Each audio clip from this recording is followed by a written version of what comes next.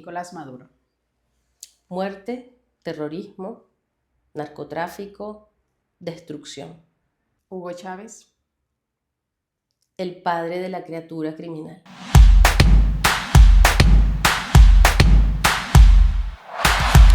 Gracias por acompañarnos una vez más en un nuevo episodio de Vive Historias. Hoy cambiamos totalmente el panorama y también a una de nuestras invitadas, que le agradezco muchísimo que nos acompañe en este espacio, dada la situación actual a nivel internacional. Todos debemos de tener el ojo en lo que está sucediendo en Venezuela y no de ahora. Lamentablemente deberíamos de estar muy al pendiente desde hace mucho tiempo, pero no vamos a ocultar lo que está sucediendo, lo que pasó desde el 3 de enero de 2026, y hoy tenemos aquí precisamente a una abogada, defensora de derechos humanos, activista y una parte de la oposición muy fuerte y muy grande aquí en España, que nos ha dicho que sí a esta entrevista, y que le doy la bienvenida a María Gabriela Olavarría. Así que, María, muchísimas gracias por acompañarnos en este episodio,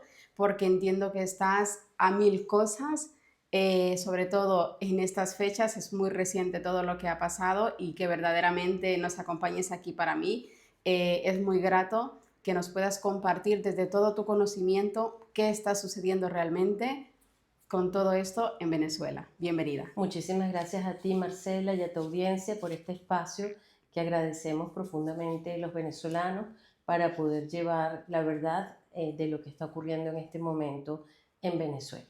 Gracias. Gracias a ti. Antes de que entremos a todos estos temas tan importantes de los que tú nos vas a hablar, desde tu postura, desde tu conocimiento y toda esa formación que tienes, yo te pregunto hoy a ti, María Gabriela, no como abogada, no como defensora de derechos humanos, sino como venezolana. ¿Cómo estás hoy?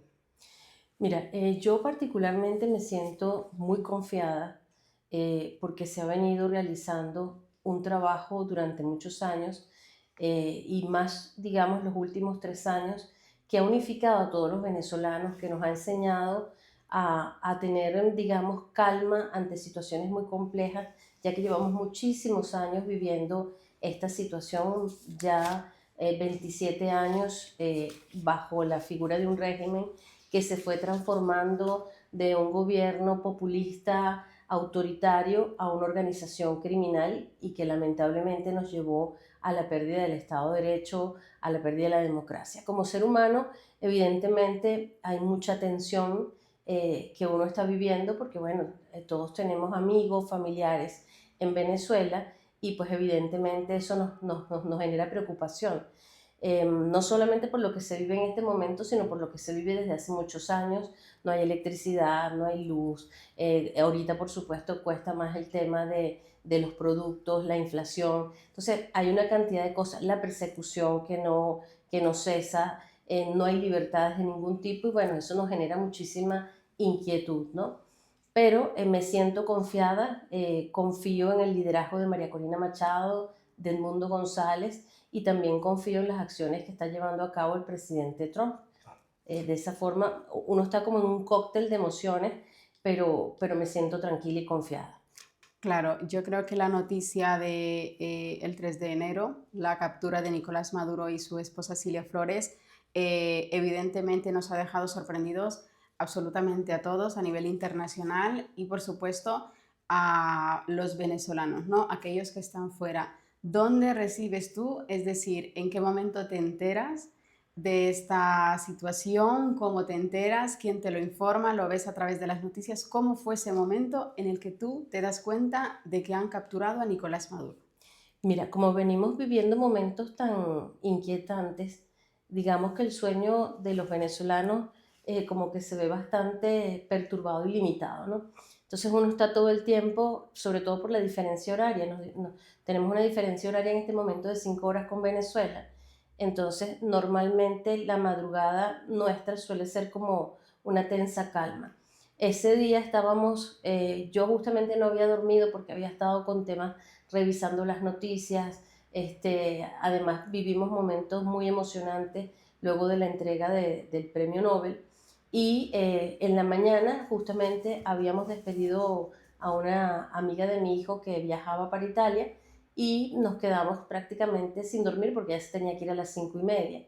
Y cuando decimos, bueno, vamos a tratar de descansar un poquito, de pronto mi hijo me dice, mira, las noticias, las redes sociales. Bueno, eso fue inmediatamente llamar a Venezuela, contactar a otros amigos también que tienen familiares en Venezuela.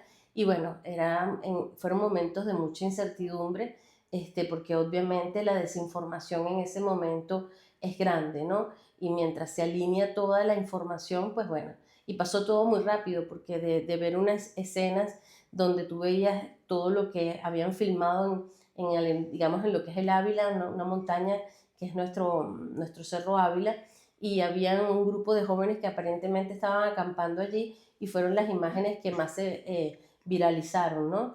Y verlas, porque tú veías cómo sí caían las bombas, todo esto, y pues claro, y en poco tiempo ya salía Trump diciendo que tenía a Maduro y a Delcy montados en un avión y que los estaban trasladando para que enfrentaran cargos en la justicia norteamericana. Desde tu punto de vista como venezolana y como opositora, que obviamente pues eres una activista muy fuerte y desde muchos años, ¿crees que era necesario la manera en que lo ha gestionado el gobierno de Estados Unidos? Me refiero a llegar de la forma que lo han hecho bombardeando a Venezuela.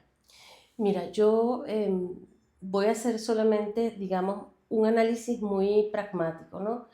Estados Unidos, la administración Trump, se ha sentido profundamente afectada por las actuaciones de un Estado terrorista como es el Estado venezolano, y donde estaba afectando ya, digamos, a lo interno con el tema del narcotráfico, pérdidas de vida, y evidentemente Venezuela es una amenaza en todo lo que es la región. Las formas como lo hizo, pues como siempre dijo María Corina, eso no tiene, o sea, no tenemos nosotros injerencia, porque se trata justamente de la soberanía de Estados Unidos de ir a buscar a unos narcotraficantes que tienen cargos en distintos tribunales en su país, ¿no? Nosotros opciones las agotamos todas como venezolanos para intentar lograr la salida de un régimen, de una organización criminal, de una dictadura que se transformó en este aparato transnacional, ¿no? Con prácticas de Estado terroristas y con socios además como Hamas, Hezbollah, las guerrillas colombianas, Rusia, China. Nosotros hemos agotado, no solamente en los últimos años, llevamos 27 años haciendo una lucha, tratando de entrar en procesos electorales, desde cuando todavía quedaba medianamente un Estado de Derecho, desde la Asamblea, pero bueno, todo fue imposible porque poco a poco se desmantelaron las instituciones del Estado, lo que es el Poder Judicial, lo que es digamos, el Consejo Nacional Electoral. Perdimos absolutamente todas las instituciones, y muy a pesar de ello, siempre dentro del marco pacífico, dentro de esa ruta que tú quieres una salida negociada, para que justamente no hayan situaciones como las que se han presentado. En todo el momento el régimen se negó.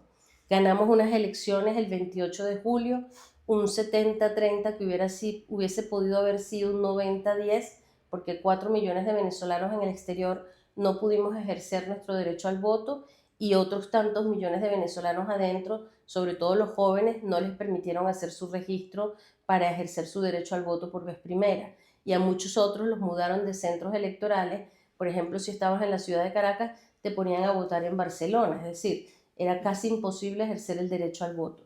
Sin embargo, con organización se creó un aparato de integridad electoral donde logramos movilizar a los ciudadanos 1 millón de electores que salieron a cuidar sus votos y 90.000 testigos. Ganamos esas elecciones, no solamente las ganamos, sino que pudimos demostrar el triunfo con las propias actas del Consejo Nacional Electoral.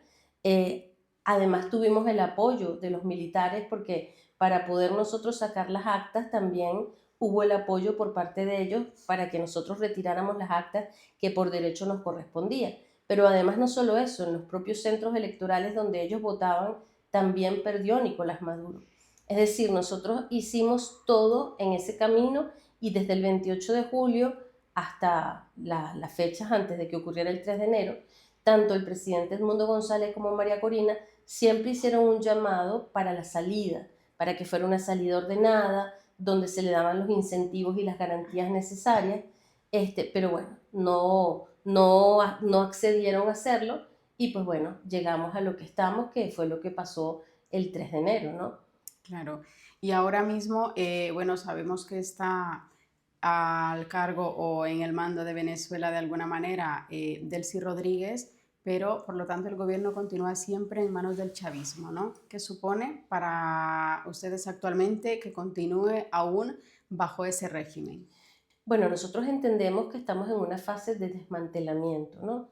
Donde, digamos, la principal cabeza del cartel de los soles, que es Nicolás Maduro, pues fue extraído de la forma exitosa en que ocurrió. Ya fue presentado ante los tribunales, respetándole su debido proceso, su derecho a la defensa, con abogado inclusive costosísimo, que también habrá que ver las pruebas de dónde sale el dinero, ¿no? Que es lo que siempre hemos dicho. Él recientemente decía que su sueldo, en una aparición que tuvo en televisión, recientemente decía que su sueldo él se lo entregaba a Silly y se le iba, ya no le alcanzaba para nada. Pues bueno, es evidente todo lo que ha sido el aparato de corrupción que ellos han puesto y pues se estiman fortunas que él tiene bajo su poder. Él ha tenido esas garantías que no tienen los venezolanos.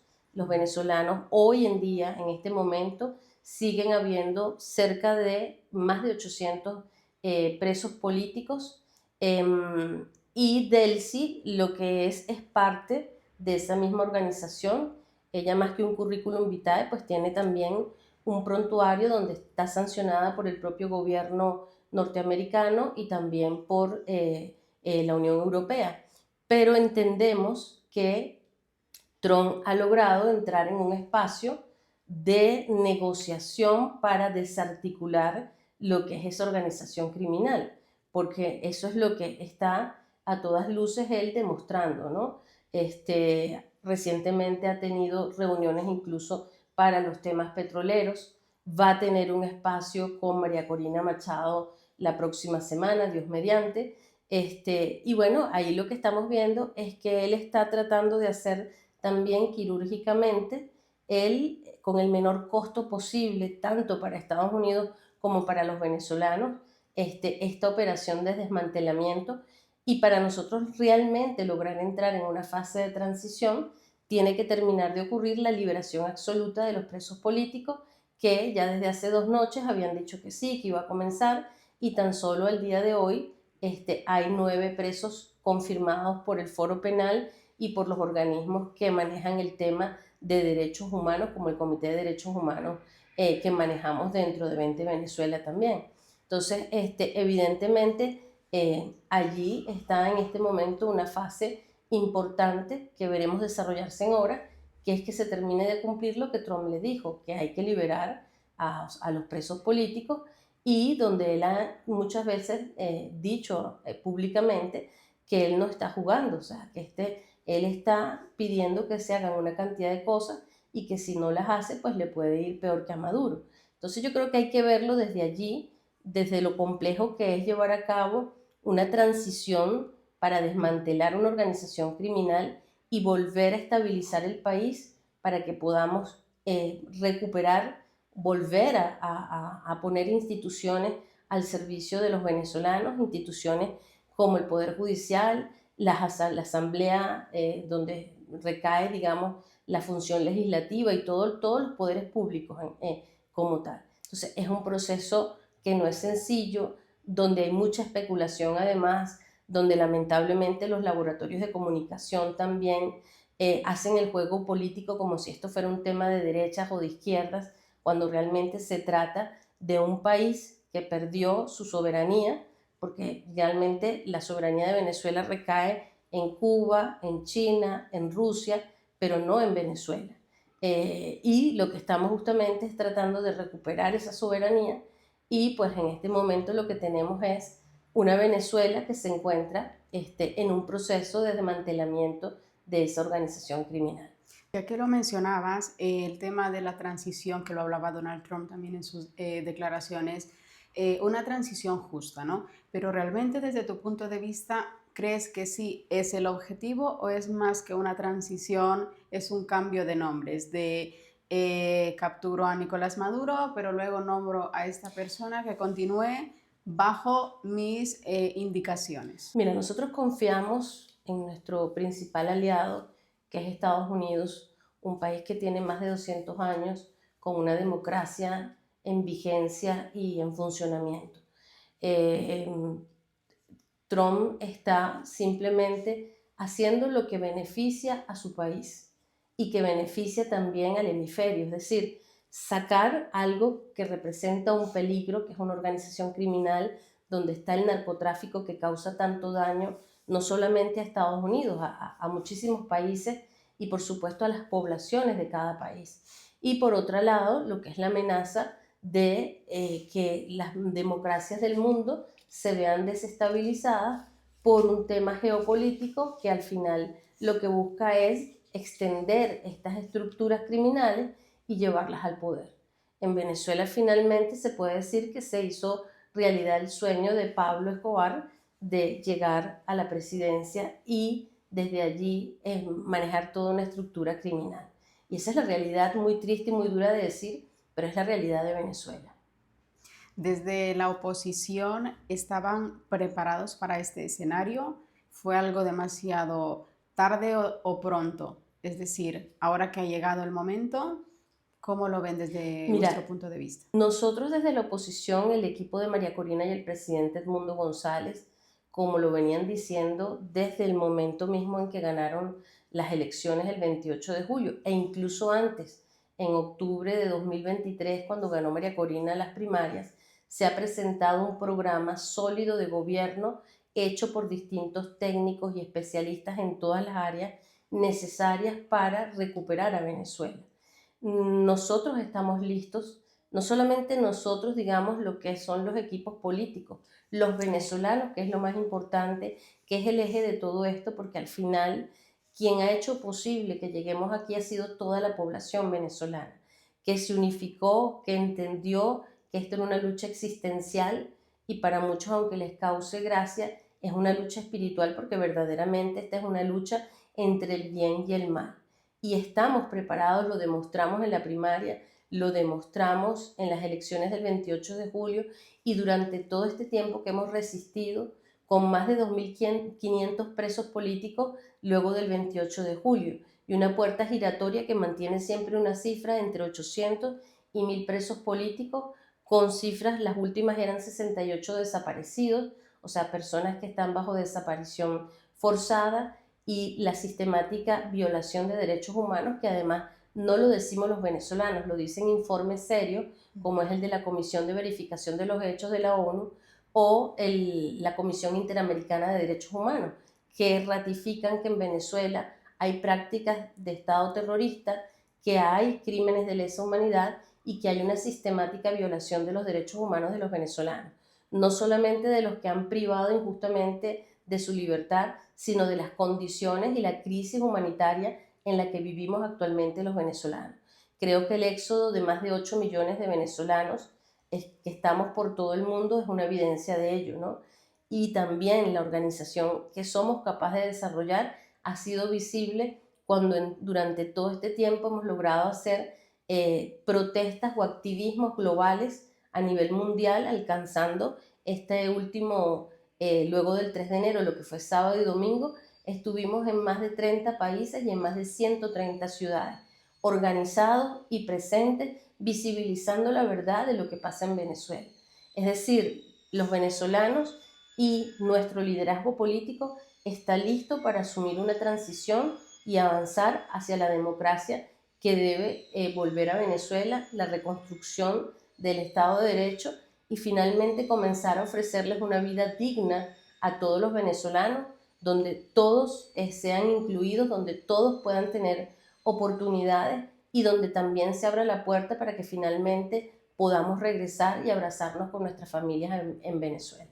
En este sentido, sé que tú tienes una relación muy cercana con María Corina Machado que ya lo mencionabas, pues la semana que viene probablemente tendremos información de esa reunión con el presidente de los Estados Unidos. ¿Qué expectativas tienen con este reencuentro?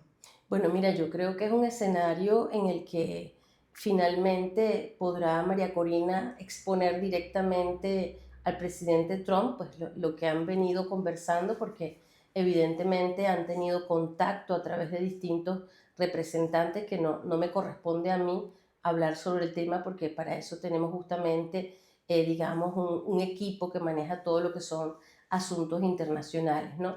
Nosotros dentro de lo que es 20 Mundo o el Comando Global, y en mi caso particular, que pertenezco es a la estructura de organización del Comando de España, pues solamente, digamos, podemos ir transmitiendo alguna información en ese sentido, pero tenemos los voceros oficiales, que en este caso es Pedro Ruchurtu, y la oficina de vocería que recientemente se instaló, donde está Claudio Macero y David Smolansky, ¿no? Pero las expectativas son absolutamente positivas.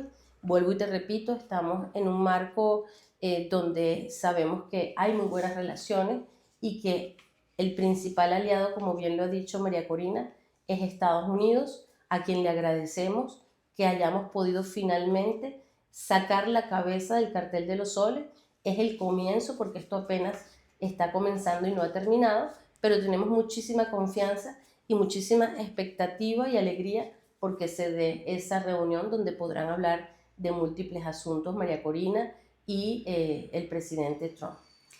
Y en cuanto al tema de los presos políticos, que eso también, por supuesto, es muy importante darlo a conocer. Ya hablábamos de liberaciones que se están haciendo, 5 españoles. Tú indícame si hay pues algún dato más actualizado, pero ¿qué se prevé de cara a estos convenios? Mira, para nosotros es un punto inflexible que para hablar de una transición tiene que haber libertades, tiene que comenzarse a dar muestras de que en Venezuela empieza a transitar por un camino donde se respeten las libertades individuales, que es el caso de los presos políticos. Para nosotros no es factible que empecemos a dar libertades como a cuenta gota. Aquí tiene que venir la liberación de absolutamente todos los presos políticos, porque son todos inocentes. Todos han sido víctimas de expedientes forjados y la mayoría ni siquiera tiene un juicio con una sentencia, sino que están pendientes de proceso. Allí se han violado absolutamente todas las garantías que tiene cualquier individuo, como el debido proceso, la representación judicial con un abogado de confianza, el contacto con la familia, el derecho a la asistencia médica. Ya hemos visto que van cerca de 20 personas que han muerto bajo custodia, y eso te denota pues cómo no hay ningún tipo de garantía. Entonces, para nosotros en este momento es fundamental que se cumpla con lo que ofreció Delcy Rodríguez, que iban a hacer, o lo que anunció Jorge Rodríguez, su hermano, que iban a hacer un número importante de liberación. Van solamente dentro de lo que oficialmente y de forma responsable se puede decir a través del foro penal y otras observatorios que tienen que ver con derechos humanos. Solo van 9 personas que podemos decir que han sido liberadas, ¿no? Entre ellos los 5 españoles, tenemos a Biagio Pileri también y a Enrique Márquez, ¿no? Y anoche se hablaba que había 2 hermanos que habían liberado, pero como te digo, como no hay una información por parte de los organismos que tienen que ver con las excarcelaciones, y que no deben ser excarcelaciones sino liberaciones, porque de nada sirve que tú liberes personas que están bajo amenaza, o como decían ayer algunas personas cercanas a Rocío San Miguel, que ella no podía dar ningún tipo de declaración porque salió con restricción. Entonces, eso no es una liberación. Una liberación de una persona que es inocente implica la restitución de todos sus derechos, incluyendo la libertad de expresión. Y salen bajo amenaza, bajo la incluso posibilidad de que vuelvan, como ha pasado ya, como fue el caso de Roland Carreño, que lo habían liberado y lo volvieron a meter preso, y así muchos otros, ¿no? Entonces, ese tiene que ser un punto de inflexión donde sencillamente los presos políticos sean todos absolutamente puestos en libertad. ¿Pero hasta qué punto nos fiamos de que todos van a salir en libertad. Mira, yo creo que eso es parte justamente de lo que lleva este proceso de desmantelamiento. Y creo que justamente es el trabajo que está haciendo Trump. Él ha sido muy claro en su mensaje en cuanto a que tienen que cumplir las cosas que ellos han ido pactando o conversando. Y yo creo que la liberación de los presos políticos es una de ellas. ¿Qué sabes de las familias de esos presos políticos? Es decir, sé que son personas que no han dejado de luchar, de intentarlo constantemente, pero ahora que ya está un poco a cuentagotas esa información, la ilusión que tendrán muchísimos de que el próximo liberado, es decir, de forma colectiva queremos que todos estén, pero desde la parte familiar, lógicamente, estarás esperando que la próxima información sea de tu familiar. Lo que sabemos por, digamos, lo que es el Comité de Derechos Humanos nuestros de 20 y que también representa al comando, así como el Foro Penal y las otras organizaciones, es que en este momento lo que hay es muchísimo dolor. Se está jugando con los sentimientos y las expectativas, nada más y nada menos que de los familiares de los presos políticos, los más vulnerados, nuestros héroes, pero a la vez las víctimas de todo este proceso, porque se convirtieron en fichas de canje, en rehenes del régimen para poder manipular, en el caso de los presos extranjeros, pues son unas fichas para amenazar a esos países y, digamos, hacer que haya un silencio diplomático.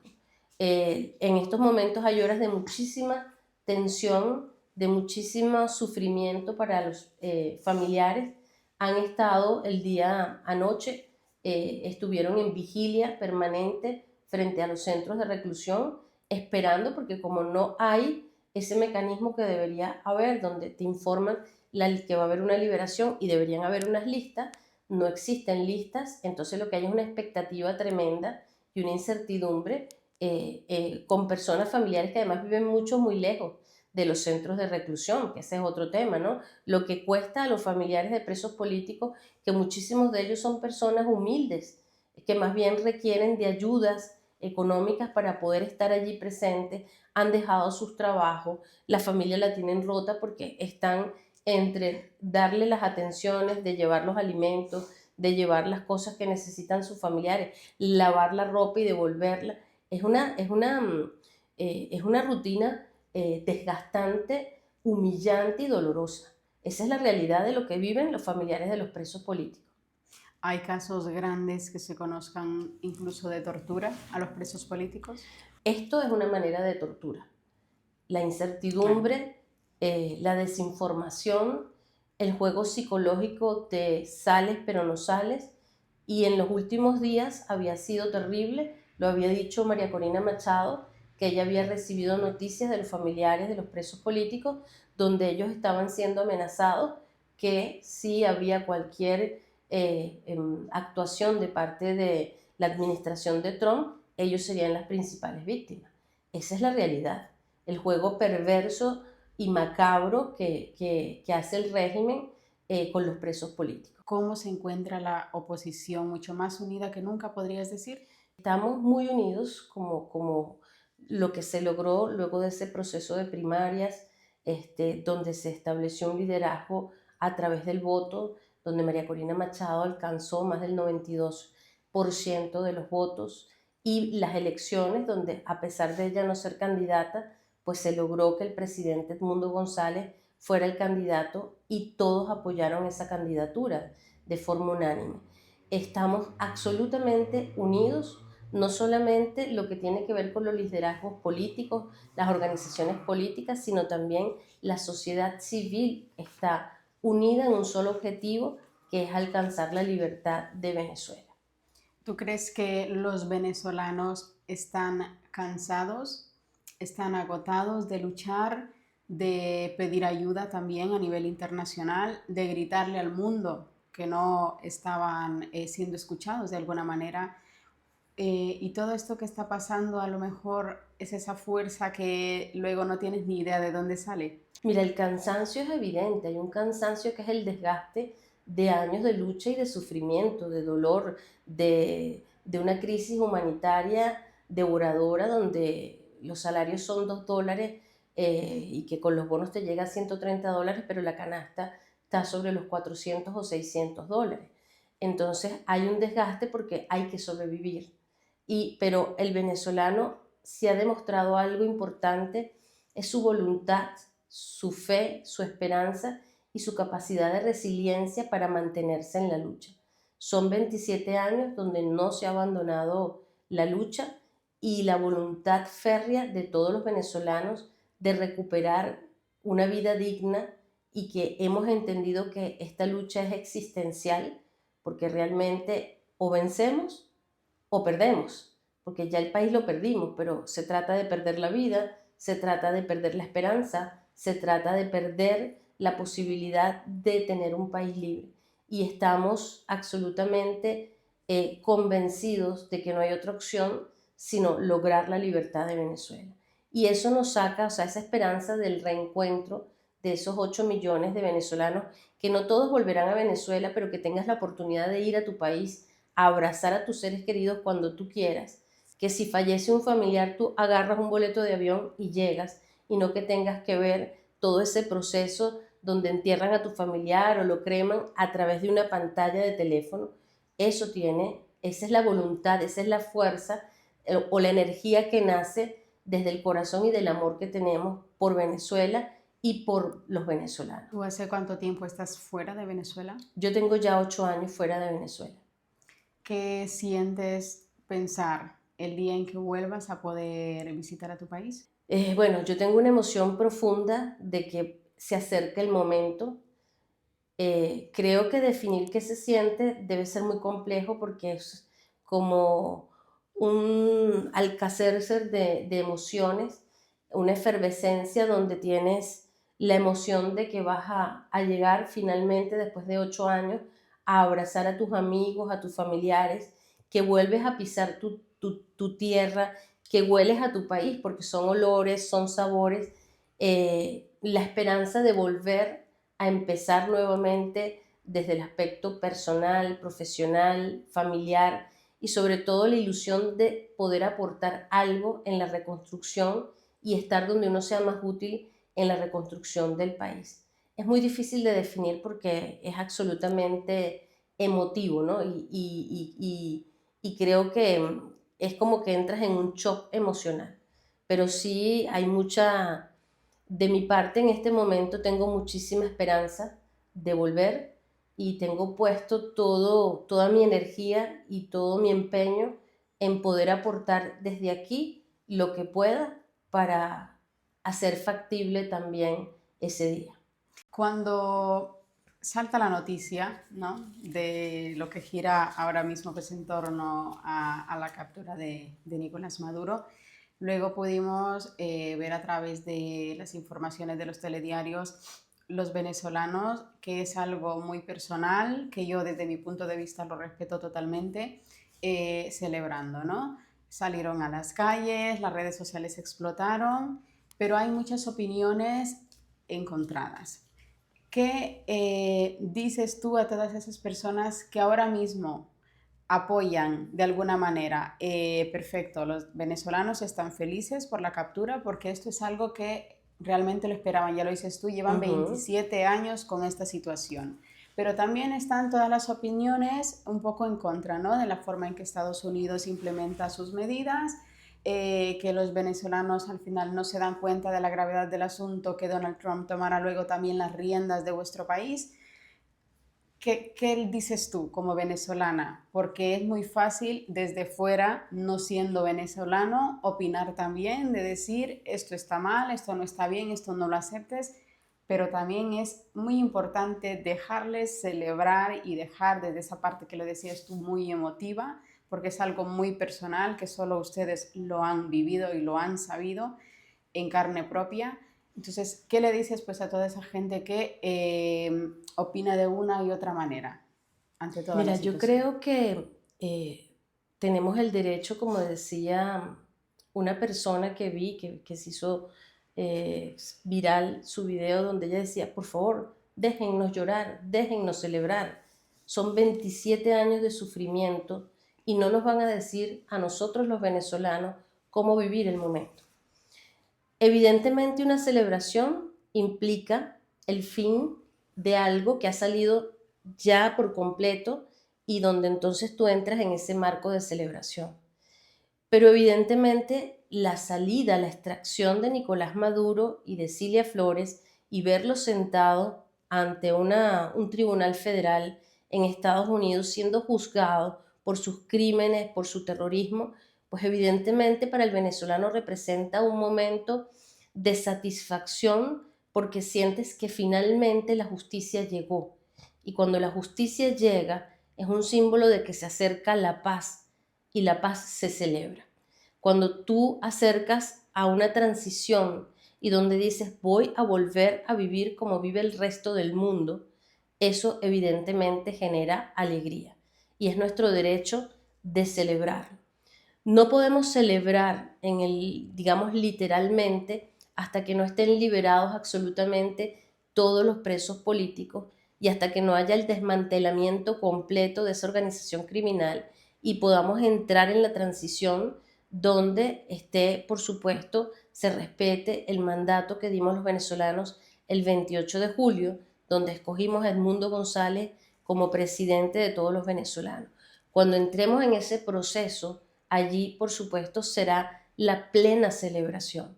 Pero sí hay razones para que los venezolanos se sientan esperanzados aún más y que se sientan con alegría de ver que comienza a hacerse justicia. Tardía, sí, muy tardía. Yo como abogado te puedo decir que a veces la justicia tardía no es justicia, pero llega, termina llegando y eso es lo importante, que nosotros podamos ser un ejemplo para el mundo de cómo se puede perder un país rico, convertirse en un país absolutamente pobre, destruido, y cómo desde el populismo que inició bajo esa figura de ofertas imposibles de luego ejecutar porque lo que se quería era someter a un país, cómo puedes perder la democracia por imperfecta que haya sido o hubiese necesidad de haberla mejorado, cómo la puedes perder, cómo puedes perder el Estado de Derecho, cómo puedes perder las instituciones y cómo puedes perder la dignidad. Y cómo tienes que salir huyendo de tu país o cómo tienes que quedarte sobreviviendo, muchas veces agachando la cabeza, porque si no, sencillamente vas a ir preso o puedes morir. Entonces, yo creo que este es un proceso donde debe haber respeto hacia los venezolanos y creo que sobre todo tiene que haber sensatez. Esto no se trata ni de izquierdas, ni de derechas, ni de temas ideológicos. Se trata de un país que perdió la democracia y que está en un proceso de desmantelamiento de una organización criminal terrorista y que vamos a entrar en una transición para construir nuevamente la democracia, el Estado de Derecho y el país tierra de gracia de oportunidades para todos los venezolanos. Yo creo que tiene que haber respeto, pero también el mensaje de nuestra parte es que no vamos a caer en esas agresiones como el último publicación que hizo un periodista en La Sexta llamándonos gusanos. Nosotros no nos vamos a desenfocar, nosotros tenemos un foco muy claro. Nuestro foco es alcanzar la libertad, como siempre lo ha dicho María Corina. Lo demás es ruido y el ruido te distrae y no te permite mantenerte donde te tienes que mantener. Nosotros pedimos respeto, por supuesto, por lo que estamos viviendo, por lo que vive el pueblo venezolano, pero tampoco vamos a caer en confrontaciones ni en temas ideológicos porque no es lo que realmente está pasando en Venezuela. Bueno, antes de ir finalizando, María Gabriela, si me lo permites, quiero implementar una dinámica. Te mencionaré nombres de personalidades en Venezuela, ¿vale? Y algunos internacionales, y tú me tienes que definir en una palabra a esa persona. Nicolás Maduro. Muerte, terrorismo, narcotráfico, destrucción. Diosdado Cabello. Lo mismo, con un tono de violencia exacerbado. María Corina Machado. Integridad, honor, amor, confianza, trabajo, foco, Premio Nobel de la Paz. Cilia Flores. Lo mismo que el resto. Maduro, Diosdado Cabello, es parte de ello y es más, es una cabeza importante donde la gente cree que no, pero mueve muchos hilos en Venezuela, o movía muchos hilos en Venezuela. Edmundo González. Honestidad, rectitud, sacrificio, valentía. Hugo Chávez, El padre de la criatura criminal. quiero que te dirijas pues a toda la población venezolana, a la población internacional que va a ver esta entrevista, después de todo lo que ha acontecido, todo lo que tú quieras decirles, agradecer, opinar, pues tienes aquí las cámaras de Vive Historias para hacerlo. A los venezolanos, que nos mantengamos en el foco, como siempre lo dice María Corina, y con la esperanza intacta y confianza. A la comunidad internacional, que nos continúen apoyando, especialmente a los líderes democráticos del mundo, que no bajen su voz, porque en este momento es más necesaria que nunca, y a los que hablan de soberanía o intervención en Venezuela, que se enfoquen en solicitar que efectivamente se garanticen los derechos humanos de todos los venezolanos, porque la soberanía la habíamos perdido ya hace bastantes años atrás.